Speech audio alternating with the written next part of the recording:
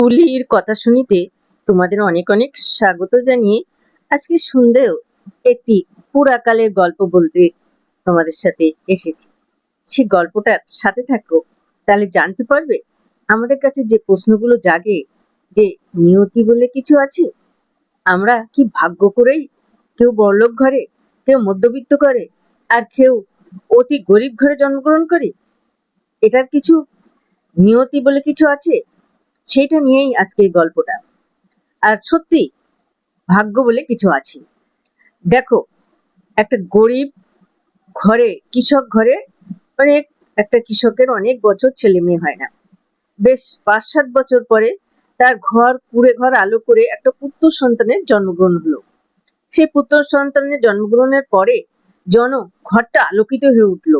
বহু গ্রাম থেকে লোক তাকে দেখতে আসছে।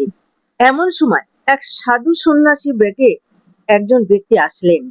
এসে বললেন যে আমি খুব ক্ষুধার্ত, আমাকে কিছু খেতে দাও। সে হরিদাস পাল তাকে খুব প্রণাম করে আদর সহকারে ঘরে নিয়ে যেতে বলল আমার একটা খুশির খবর আছে, আমার পুত্র সন্তান হয়েছে, তাকে আপনি দুহাত ভরে আশীর্বাদ করবেন আর আমার ঘরে আসুন। ওনাকে আদর যত্ন করে ভক্তি সহকারে খেতে দিল। আর তখন সাধু যখন তার ছেলেকে দেখতে পেল, সে চমকে উঠল।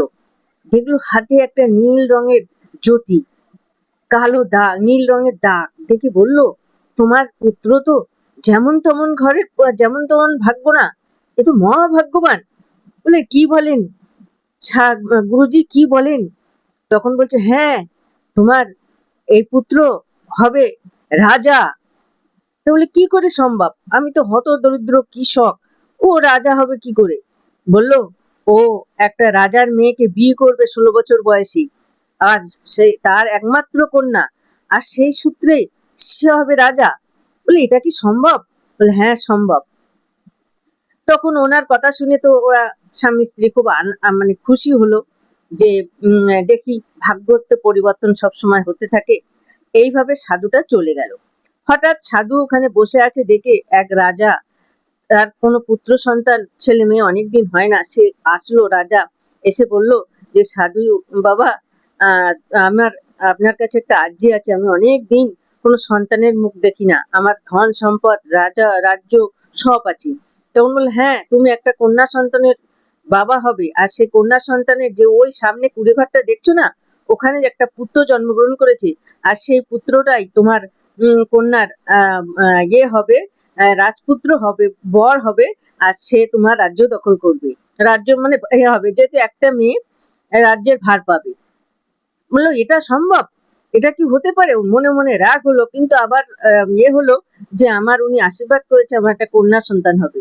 ঠিক 1 বছর পরে রাজার একটি ফুটফুটে কন্যা সন্তান হলো।